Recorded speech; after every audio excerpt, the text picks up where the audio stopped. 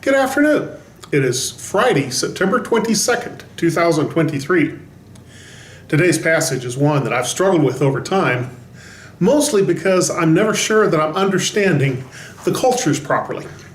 The collision of different cultures is always fraught with misunderstanding and miscommunication, and a bystander from a third culture often cannot understand.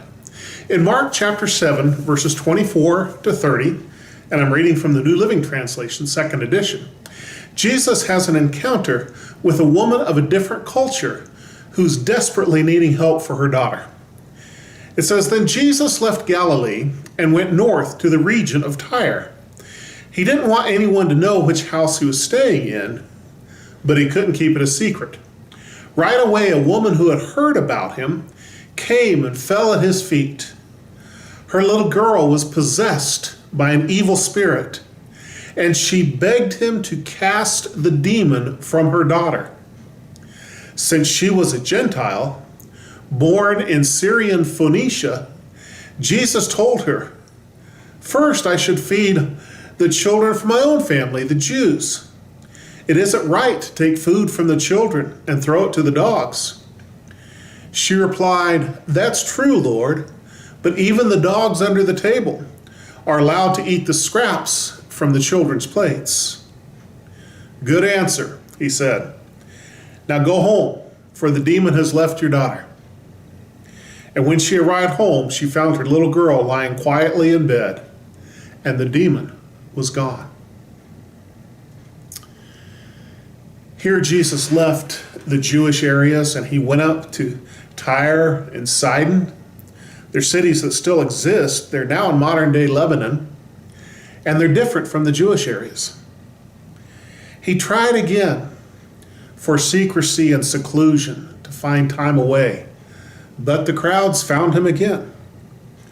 And this woman comes to him after hearing he's there, and she's got this terrible issue of a demon-possessed child. It's tragic for the parent. Didn't really do the kid any good either. A terrible situation to be in. Parents out of control, can't deal with what's going on. It's beyond their capability to handle. And she begged him to cast out the demon. Notice this is another instance where the person requesting Jesus to do something has faith that he could do it long distance.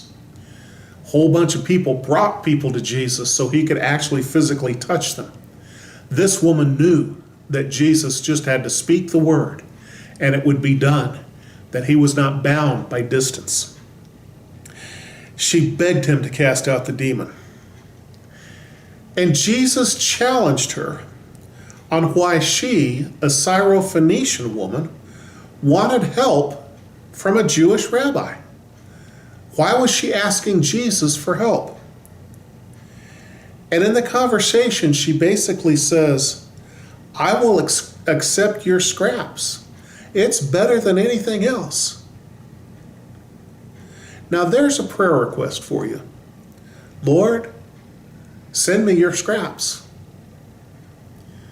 It's amazing how we have a sense of entitlement in prayer that we think we deserve everything we can pray for, and everything we can think of we can pray for.